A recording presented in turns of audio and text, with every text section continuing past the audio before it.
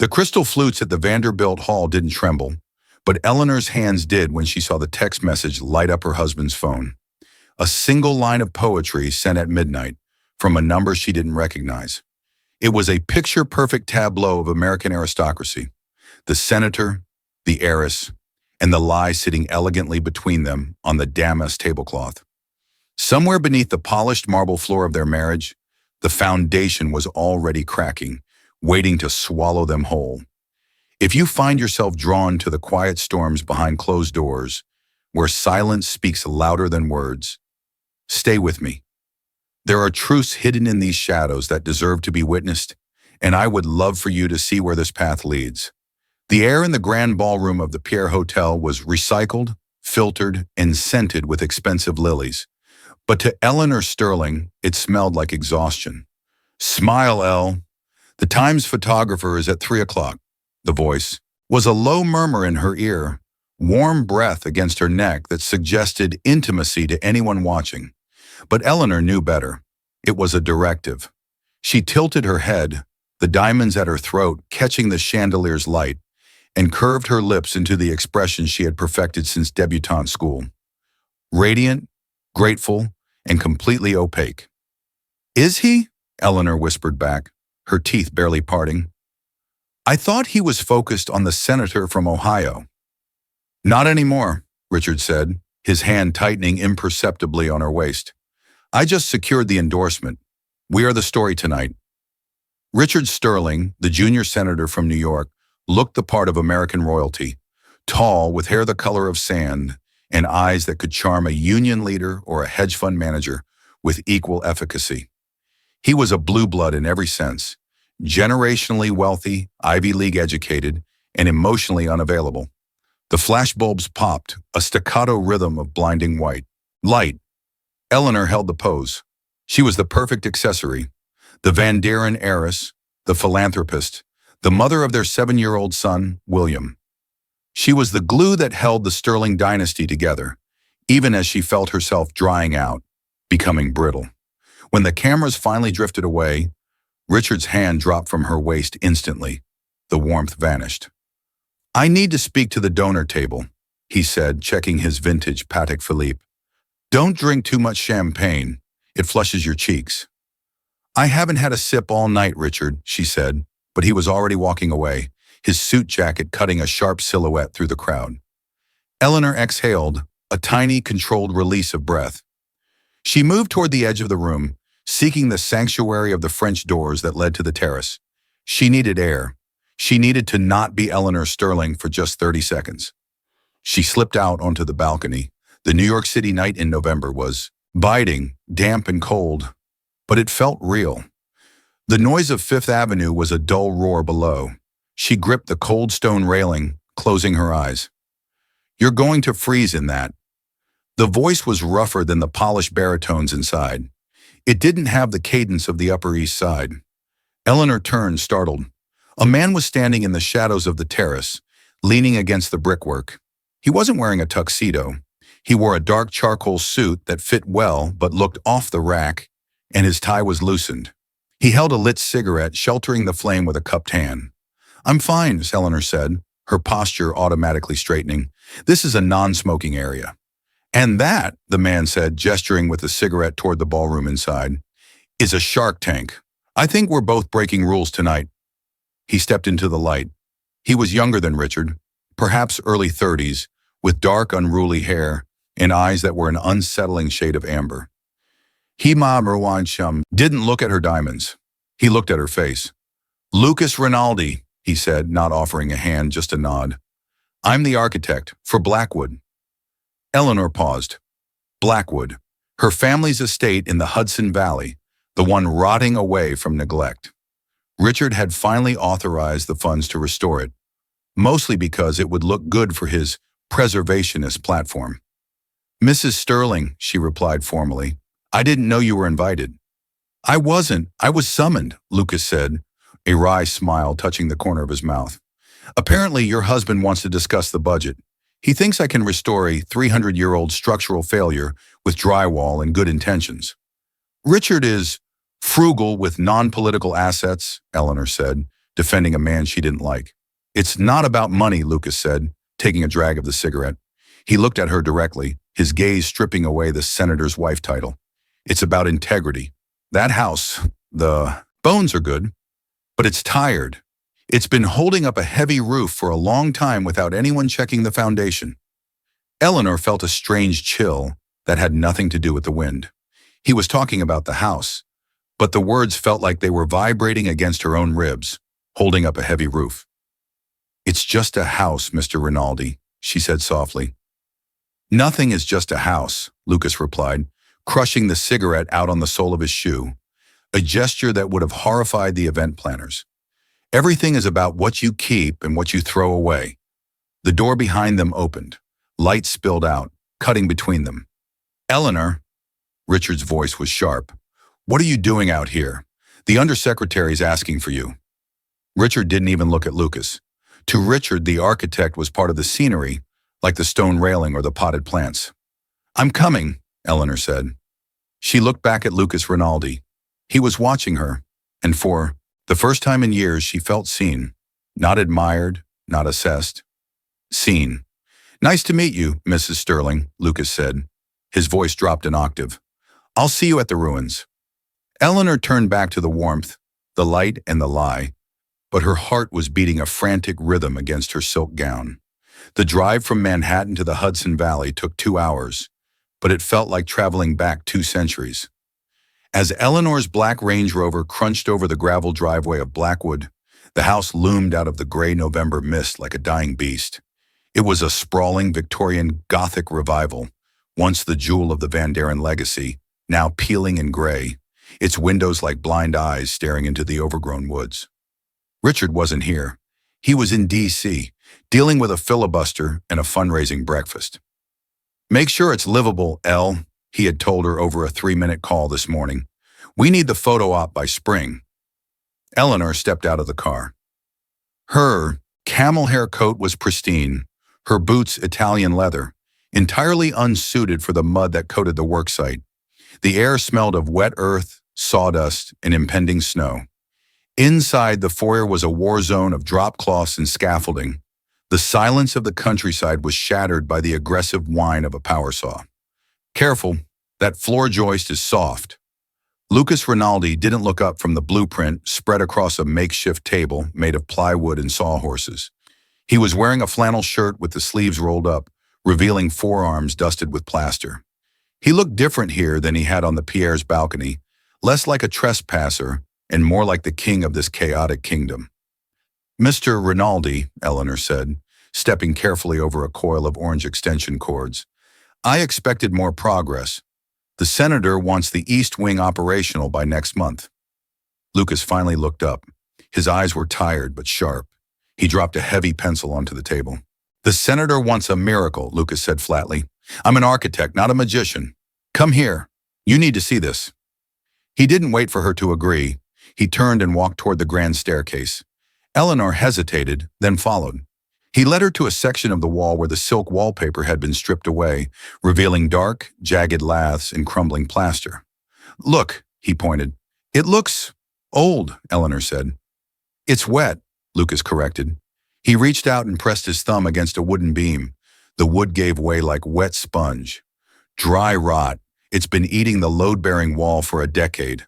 Probably since your father put that cheap siding on the exterior to save a few bucks. Eleanor bristled.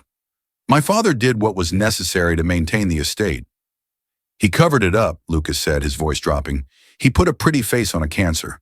If we just patch the plaster like Richard wants, the roof will collapse before the first champagne cork pops at your gala. So, what are you saying? I'm saying we rip it out, Lucas said, turning to face her. The space in the hallway was narrow, forcing them into an uncomfortable proximity. She could smell the sawdust on him and the faint scent of tobacco. We strip it down to the studs, expose the steel, reinforce the bones. It won't be pretty for a while, but it will be real. We don't have time for real, Eleanor snapped, the stress of the city finally bleeding through. This isn't an architectural thesis, Mr. Rinaldi. It's a venue. We need wallpaper, sconces, and a narrative that says tradition and stability. Not this. She gestured vaguely at the exposed, rotting guts of the house. Lucas looked at her for a long moment. His gaze was unnerving. He wasn't looking at the wall anymore. He was looking at the tightness of her jaw, the defensive crossing of her arms. "Why are you so afraid of the mess, Eleanor?" He used her first name. It hung in the cold air, stripped of title and pretense. "I am paying you to fix the mess, not analyze it," she said, her voice icy. Lucas laughed, a short, dry sound. He picked up a crowbar from the floor. "Fine. You want cosmetic? I can give you cosmetic. But when the cracks come back through the paint, and they will, don't say I didn't warn you." He turned back to the wall and jammed the crowbar into the plaster with a violent, precise thrust. Dust exploded into the air, a cloud of gray, particulate that swirled between them. Eleanor didn't flinch, but inside she felt a tremor. He was right. Everything in her life, Richard, the marriage, the campaign, was just fresh paint over rotting wood. And looking at Lucas's back as he tore into the wall, she felt a dangerous urge to let him tear it all down. She turned on her heel and walked back toward the heavy oak doors, the taste of dust settling on her tongue. The weather turned with the sudden violence typical of the Hudson Valley in late autumn. By 4 o'clock, the sky was a bruised purple. By 5, the sleet was hammering against the slate roof of Blackwood like handfuls of gravel. Eleanor sat in the driver's seat of her Range Rover, gripping the leather steering wheel. The engine was running, but she hadn't moved. Through the windshield, the long, winding driveway was disappearing under a sheet of black ice. Her phone buzzed on the passenger seat, a text from Richard's chief of staff. "Senator needs the finalized guest list by morning. Don't be late." She put the car in drive and tapped the gas. The heavy vehicle slid sideways, the tires spinning helplessly against the slick mud and ice. She corrected, heart hammering, but the car drifted dangerously close to the ravine edge before finding traction in a patch of gravel. She wasn't going anywhere. Defeated, she cut the engine. The silence that rushed in was heavy, broken only by the wind howling around the eaves of the old house. When she pushed back through the heavy oak front doors, the foyer was dark. The power had gone out. The only light came from the flickering glow of a fire in the library down the hall. Lucas was there, crouching by the hearth, feeding a piece of old molding into the flames. He looked up as she entered, shivering in her camel coat. "Roads are washed out?" he asked. He didn't sound surprised. "Ice," Eleanor said, hugging her arms around herself. "I can't get down the hill." "I figured.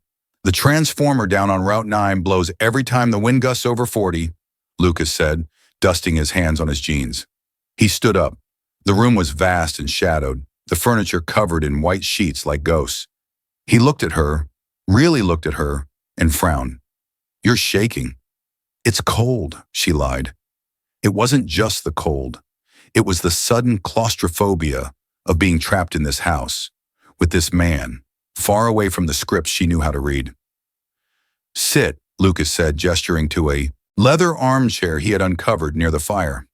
"I have whiskey. It's cheap, but it's warm." Eleanor hesitated. Protocol dictated she should go to one of the upstairs bedrooms, lock the door, and wait for morning. But the upstairs was freezing, and the fire was here. She sat. She watched as Lucas poured amber liquid into 2 dusty crystal tumblers he must have found in a cabinet. He handed one to her. Their fingers brushed, rough callus against manicured skin. The contact sent a jolt of static through her that had nothing to do with the dry air. "To structural integrity," Lucas toasted, raising his glass. Eleanor took a sip. The whiskey burned, a sharp, grounding heat that settled in her chest. "Does it bother you?" she asked suddenly, her voice sounding small in the large room. "Being here alone?" "I'm not alone. The house talks," Lucas said, sitting on the hearth rug, stretching his long legs out. The firelight cast sharp angles on his face. "It tells you where. It hurts. Where the rot is." He swirled his glass. "What about you, Eleanor? Does it bother you? The silence?" "I'm never alone," Eleanor replied automatically. "My life is very full." "Full isn't the same as not empty," Lucas observed quietly. The wind rattled the window panes, a mournful sound. Eleanor looked into the fire. The barrier between them was thinning. In the city, she was Mrs. Sterling. an entity of schedules and appearances. Here in the dark, with the storm sealing them in, she felt her edges blurring. "Richard doesn't drink whiskey," she found herself saying. "He says it dulls the sharp edge you need for negotiation." "Richard sounds exhausted," Lucas said. He looked up at her, his amber eyes catching the firelight. "And you look like you've been holding your breath for 10 years. Eleanor opened her mouth to defend her husband, to defend her life, but the words died in her throat. She took another sip of whiskey instead. For the first time, she didn't fix her posture. She leaned back into the worn leather, letting the exhaustion take her. "Maybe I have," she whispered. Lucas didn't push. He didn't offer a platitude. He just sat there, guarding the fire, letting the silence between them become something comfortable, something dangerous. A week later, Manhattan felt less like a home and more like a vacuum-sealed jar. Eleanor sat at the long mahogany dining table in their Upper East Side penthouse, staring at a plate of sea bass she hadn't touched. Richard was on a call, pacing the length of the floor-to-ceiling windows that overlooked Central Park. "Tell the pack we need the ad spent in the suburbs," he barked into his headset. "The city is locked. I need the soccer moms in Westchester." He glanced at Eleanor, pointed to his watch, and mouthed, "5 minutes." He didn't see her. He saw a calendar slot. He saw a constituent, the memory of the fire at Blackwood, the cheap whiskey, and the silence she had shared. With Lucas Rinaldi burned in her mind like a fever she couldn't break. The contrast was nauseating. Here, everything was glass, steel, and cold ambition. There, it was dust, wood, and blood. The next morning, Eleanor told her assistant to clear her afternoon. "I need to approve the tile samples for the conservatory," she lied. The drive north was a blur of gray highway. When she arrived at Blackwood, the house was buzzing with activity. A crew of contractors was erecting scaffolding around the east chimney, but Eleanor walked straight past them, her heels clicking purposefully on the subflooring, heading for the makeshift office in the library. Lucas was there, leaning over a drafting table, backlit by the tall windows. He wore a heavy knit sweater, the sleeves pushed up. He didn't look up when the door opened, but his shoulders tensed. "You approved the tile samples by email 3 days ago," he said, his voice rough. Eleanor closed the door behind her, shutting out the warm noise of the drills. The room went quiet, heavy with the scent of old paper and cedar. "I changed my mind," she said. Her voice was steady, but her pulse was thumping against the high collar of her silk blouse. She walked over to the table. "I want to see the plans for the master suite." Lucas straightened slowly. He turned to look at her. His eyes were dark, tired, and dangerous. He knew. He knew exactly why she was here, and it had nothing to do with architecture. "The master suite," he repeated, a cynical edge to his tone. "The one you're going to share with the senator?" "Show me the drawings, Lucas." He reached across the table to unroll a set of blueprints. As he pinned the corners down, his hand brushed hers. This time, neither of them pulled away. The contact was electric, a sudden grounding current that stopped the world. Eleanor looked down at his hand, large, scarred, dusted with graphite, covering her pale manicured fingers. It was a violation of every rule she had been taught since birth. It was messy. It was wrong. "Eleanor," he warned, his voice low, "if you stay here, I can't promise I'll be the gentleman you're used to." "I don't want a gentleman," she whispered. The admission hung in the air, terrifying and absolute. She looked up at him. The distance between them evaporated. Lucas moved around the table, his movements predatory and fluid. He didn't ask for permission. He reached out and cupped her face, his thumb tracing the line of her jaw. His touch was rough, real, and impossibly hot against her cool skin. "This is a mistake," he murmured, leaning in until she could feel the heat of his breath. "I know," she breathed. When he kissed her, it wasn't tentative. It was a collision. It tasted of coffee and pent-up frustration. Eleanor's hands found the lapels of his sweater, pulling him closer, anchoring herself to him as if he were the only solid thing in a world of smoke. In the dusty library, of her ancestors surrounded by the ghosts of proper society, Eleanor Sterling let herself break. She kissed him back with a hunger that had been starving for a decade, burning the blueprints of her carefully constructed life to ash. January in Manhattan was merciless. The city was a grid of gray slush and biting wind, reflecting the mood inside the Sterling campaign headquarters. The numbers in Westchester are soft, Richard. You're losing the suburban women. Richard Sterling slammed a folder onto the glass conference table. The sound echoed like a gunshot. Then fix it, he hissed at his campaign manager. He turned his gaze to Eleanor, who was sitting quietly in the corner, nursing a cup of herbal tea. And you need to be more visible. The voters need to see the family man, not just the policy wonk. I need you at the Children's Hospital benefit on Thursday, and wear the blue dress, the modest one. Eleanor didn't look up. She couldn't. A wave of nausea rolled through her, sharp and sudden, threatening to empty her stomach right there on the pristine carpet. I'll be there, Richard, she said, her voice sounding thin to her own ears. Are you listening? Richard walked over, placing a hand on her shoulder. It felt heavy, like a yoke. You look pale. We can't have you looking sick. It implies weakness. It's just a migraine, Eleanor lied. But it wasn't a migraine. It was a math problem she had been trying to solve for 3 days. Later that evening, in the marble sanctuary of their penthouse bathroom, Eleanor sat on the edge of the tub, staring at the small plastic stick on the vanity. 2 pink lines. She closed her eyes, her breath hitching in her throat. She counted the weeks backward in her head again. It was a torture she had repeated 100 times. Richard had come to her bed 6 weeks ago, a rare, scheduled occurrence, efficient and passionless, driven by the biological imperative to secure a spare to their heir. But Lucas had been a firestorm for the last month.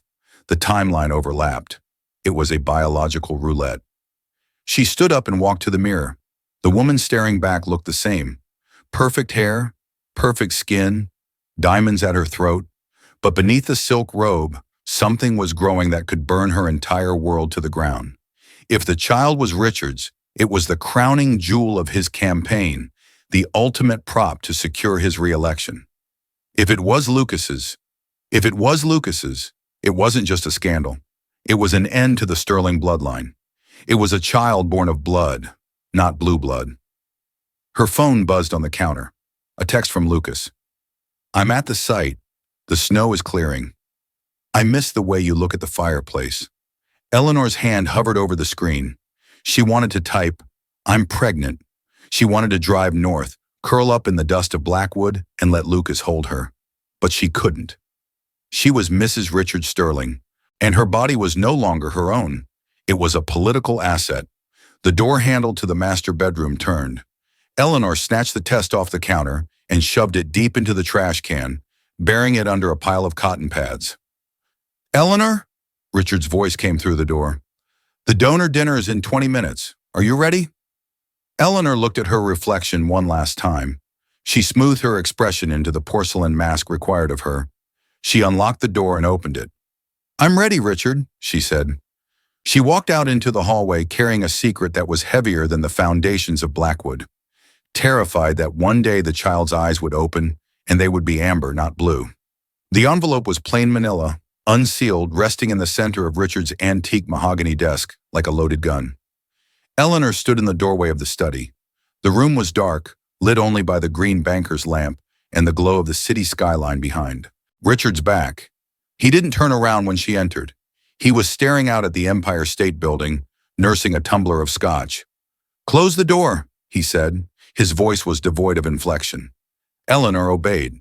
The click of the latch sounded deafening in the quiet room. She walked toward the desk, her eyes drawn to the envelope. She knew what was inside before she even reached for it. Don't open it, Richard said, finally turning around. His face was a mask of exhausted irritation, not heartbreak. I've already seen them. The opposition research team sent them over an hour ago, courtesy of Senator Mitchell's camp. He took a sip of scotch, watching her over the rim of the glass. They were taken 3 weeks ago, in the Jeep, outside the estate. Eleanor felt the blood drain from her face. She remembered that afternoon. The rain, the heat of the car, the way Lucas had kissed her neck before she drove away. It had felt like a secret universe. Now it was just dirty laundry. Richard, I don't want to hear it, he cut her off, slamming the glass down on the coaster. I don't care that you're bored, Eleanor. I don't care that you found some rough trade to entertain yourself while I'm in D.C. What I care about is that you were sloppy. He walked around the desk, invading her personal space. He smelled of expensive cologne and repressed rage. Do you have any idea what this looks like? Senator's wife in love nest with hired help. It's a cliché. It's embarrassing. And it's a liability. Is that all this is to you? Eleanor whispered, a sudden flare of anger cutting through her fear. A liability. You've had assistants, interns. I was discreet, Richard roared, his composure cracking for a fraction of a second. I never put this family at risk. I never jeopardized the seat. He picked up the envelope and tossed it into the shredder by his desk. The machine whirred aggressively, chewing up the glossy evidence of her happiness. Here is how this is going to work, Richard said, his voice dropping to a terrifyingly calm register. We are going to pay off the photographer. We are going to bury this. You are going to fire Mr. Rinaldi tomorrow. You will tell him his services are no longer required and that the project is on hold. I can't just... You will, Richard interrupted, stepping closer. Because if you don't, or if I see one more headline, one more whisper, I will file for divorce, and I will sue for full custody of William on the grounds of your mental instability and moral turpitude. Eleanor froze. You wouldn't. He's my son. He's a Sterling, Richard corrected coldly. And in this state, with my judges, you won't stand a chance. You'll be the disgraced adulteress living in a studio apartment in Queens, watching your son grow up on Instagram. He checked his watch as if concluding a business meeting. The Blackwood Gala is in 2 weeks. You will be there. You will smile. And you will be the devoted wife. Do we understand each other? Eleanor looked at the man she had married. There was no love in his eyes, only leverage. She placed a hand unconsciously over her stomach, where the new secret was growing, a secret he didn't even know about yet. If he found out about the baby, the threat to take William wouldn't just be a threat, it would be a guarantee. I understand, she said, her voice dead. Good, Richard said, turning back to the window. Turn off the light when you leave. Blackwood had been resurrected. What had been a rotting carcass of timber and stone 2 months ago was now a glittering stage set. The ballroom was awash in golden light, the crystal chandeliers cleaned and rewired, casting a soft, forgiving glow over the hundreds of guests. Champagne flowed like water, and the air hummed with the polite, murmured gossip of New York's elite. Eleanor stood at the edge of the dais, smoothing the fabric of her navy velvet gown.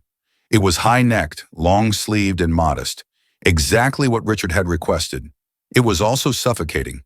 You look appropriate, Richard said, leaning in close. To the room, it looked like a husband whispering a compliment. To Eleanor, it felt like a handler checking the bit in a horse's mouth. Remember, keep the speech under 5 minutes. Focus on restoration of values, and don't look at the back of the room. Eleanor didn't need the warning. She knew he was there. Lucas stood near the catering entrance, half hidden by a massive floral arrangement of white hydrangeas. He was wearing a tuxedo, likely rented, that made him look uncomfortable and devastatingly handsome. He wasn't drinking. He was just watching her, his face unreadable, his arms crossed over his chest. He was the architect of this room, yet he looked like an intruder in his own masterpiece.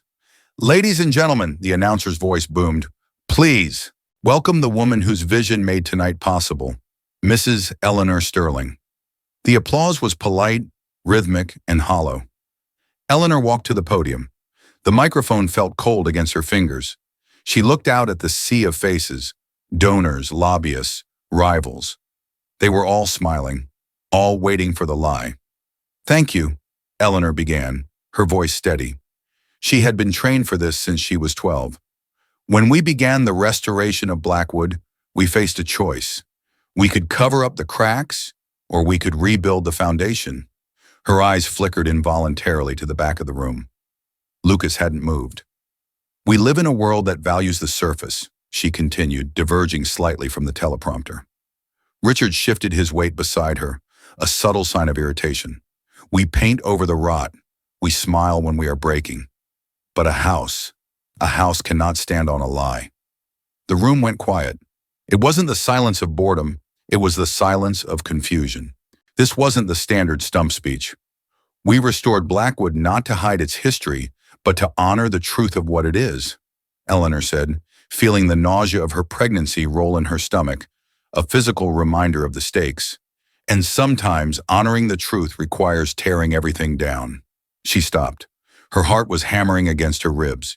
She was skirting the edge of the cliff. She looked at Richard. His smile was frozen, his eyes dead cold.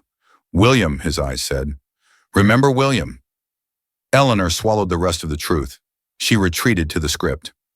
We hope this home serves as a beacon of stability for our family and for yours. Thank you. She stepped back from the podium as the applause erupted again, louder this time, covering the tension. Richard took her elbow, his grip bruising. A bit dramatic, he hissed through his teeth as he waved to the crowd. But it worked. Now go circulate and stay away from the architect. Eleanor walked down the stairs, moving through the crowd like a ghost. She accepted compliments, nodded at donors, and sipped sparkling water. But her internal compass was spinning. She found herself drifting toward the back of the room, drawn by a gravity she couldn't resist. Lucas was gone. The spot by the hydrangeas was empty. Panic flared in her chest, sharp and immediate. She pushed through the heavy double doors into the cool night air of the terrace. He was there, standing by the stone railing, looking out at the dark woods where the snow was beginning to fall again. Lucas, she whispered. He turned. The look on his face wasn't anger. It was resignation. Nice speech, Elle, he said quietly. For a moment there, I thought you were actually going to say something real. I can't, she said, her voice breaking. Richard knows. He threatened to take William. Lucas looked at her, and the distance between them felt like an ocean. So that's it. You just go back to being the statue in the hall. I have to protect my son. And what about the rest of you? Lucas asked, stepping closer. What about what's growing inside you? Eleanor froze. She hadn't told him. She hadn't told anyone. I saw you in the bathroom hallway earlier, Lucas said, his voice dropping to a rough whisper. I saw the way you touched your stomach when the waiter offered you champagne. I know you, Eleanor. I know the blueprints. The secret was out in the cold night air, shivering between them. The choice was no longer abstract. It was standing right in front of her, demanding an answer. The snow began to stick to the stone railing, dampening the sounds of the party inside. Eleanor looked at Lucas, the man who had seen the cracks in her foundation before she even knew they were there. It might be, Eleanor admitted, her hand trembling slightly over her abdomen. And that is exactly why I can't stay. Lucas didn't move to hold her. He understood the gravity of the moment. This wasn't a romance novel climax. It was a demolition. If you go back in there and get in that car with him, Lucas said, his voice rough with emotion, you're killing the part of you that's still alive, and you're killing whatever this child could be. Eleanor nodded. The fear was still there, cold and sharp, but underneath it was something else. Clarity. Richard's power relied entirely on her cooperation. He needed the perfect wife to win the election. If she stopped playing the role, he didn't just lose a wife, he lost the narrative. Wait for me, she whispered. Not here. By the gate. She turned and walked back into the ballroom. The heat hit her, thick with perfume and hypocrisy. She found Richard near the bar, holding court with a group of investors. He looked at her, his eyes narrowing, checking her face for signs of rebellion. We're leaving, she said, cutting through his sentence. We leave when I say we leave, Richard replied, his smile fixed for the audience but his tone venomous. I'm leaving, Richard, Eleanor said, loud enough for the circle of men to hear, but soft enough to be mistaken for fatigue. Now! She walked to the coat check, not waiting for him. Richard followed, seizing her arm as soon as they reached the privacy of the vestibule. What do you think you're doing? He hissed. I told you. I know what you told me, Eleanor interrupted. She reached up and unclasped the diamond necklace, the Van Daren heirloom he had insisted she wear.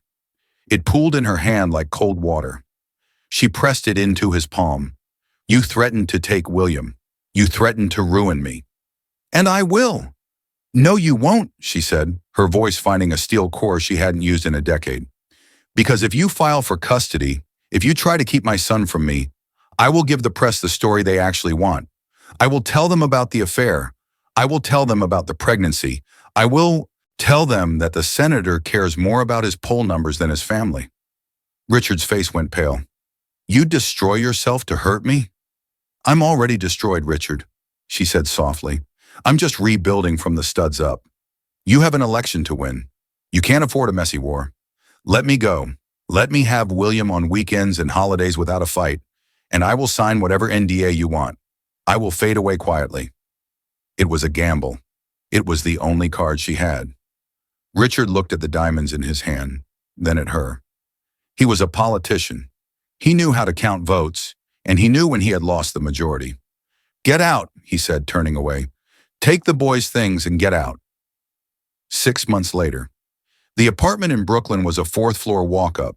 The floors were uneven, the radiators hissed and banged, and the view was of a brick wall, not Central Park. But the light that poured through the single large window was real. Eleanor sat on the floor surrounded by fabric swatches. She wasn't Mrs. Sterling anymore. She was just Eleanor, an interior design consultant starting from scratch. The door opened. Lucas walked in, shaking rain from his jacket. He carried 2 paper coffees and a bag of bagels. He looked tired. He was working double shifts at a new firm. But when he saw her, his face softened. "William, ready for school?" he asked. "He's tying his shoes," Eleanor said, smiling. "He likes the Velcro ones. Says they're faster." Lucas set the coffee down and crouched beside her. He placed a large warm hand on her stomach, which was now undeniably round. "And the little one?" "Kicking," she said. There were no galas. There were no photographers. There was no blue blood legacy to uphold. There was only the smell of rain, the taste of cheap coffee, and the messy, complicated, beautiful reality of a life that finally belonged to her. Eleanor leaned her head against Lucas's shoulder and closed her eyes, listening to the sound of her own heartbeat, steady and strong. The cage was open.